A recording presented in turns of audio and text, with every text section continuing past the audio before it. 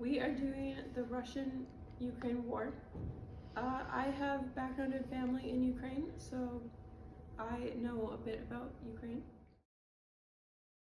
I'm a tiny bit Russian, so I have background in that.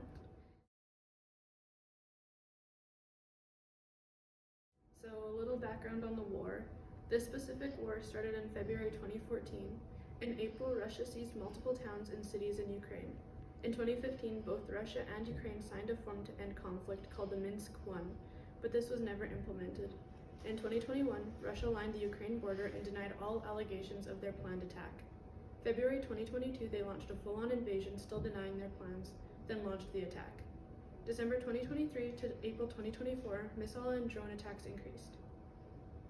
Now we will simulate an argument between Ukraine and Russia, me as Ukraine and Georgia as Russia. Russia controlled Ukraine during the Soviet Union, so Ukraine is their property. Russia does not own us, and since we split, we have been successfully independent. Putin wants to build up the homeland and bring back the power it had. Ukraine is not a toy for a man-child on a power trip. You control your people with fear and lies. No, I don't. My people choose me and believe in me. If your prime minister had just done what we had asked, that might not have happened.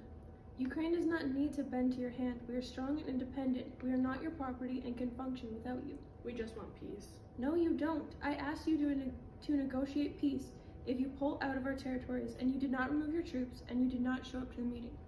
Well, we need Ukraine back because our economy dropped a tiny bit in 2014. So did ours, by 6.8% in 2014, and then it continued to drop after that. This is a war out of necessity for Russia's survival.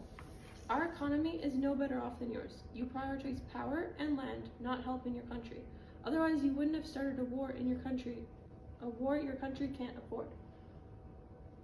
Your attack on Ukraine was unprovoked and unjustifiable. That's not true. You unlawfully deported children from Ukraine. No, it says here we did not deport children unlawfully. The International Criminal Court issued arrest warrants for the Russian president and the Russian Commissioner for Children's Rights for war crimes in March 2023. Still didn't do that. You're also forcing in controlled territories Ukraine parents to register their children as Russian. Maybe they just want their children to be better than themselves. You're threatening to take away their parental rights. That never happened. You want to control your people, and you are afraid that if they see their neighbors who are majorly Slavic, who are genuinely free, then they will realize the way you control them and take away your power. Russians are free. You put out thousands of laws every month and basically scare them into following you. Self-defense is illegal. You own parts of all business. People can't have unions to protect themselves, and your government has forced self-censorship in the media. Otherwise, the government shuts down their paper. You control everything they see and everything they hear. You are mad for power and thought you could easily take Ukraine, but they aren't going down without a fight, so get out. And scene. So, in conclusion, the Russia-Ukraine war is a horrific sight. People have been killed, homes and businesses have been destroyed, and culture is hanging on by a thread. So many Ukrainians have moved to try to start a new life, and Russia will not stop. Cassie and I both choose Ukraine's side. Russia has shown no mercy and has scared others into following them.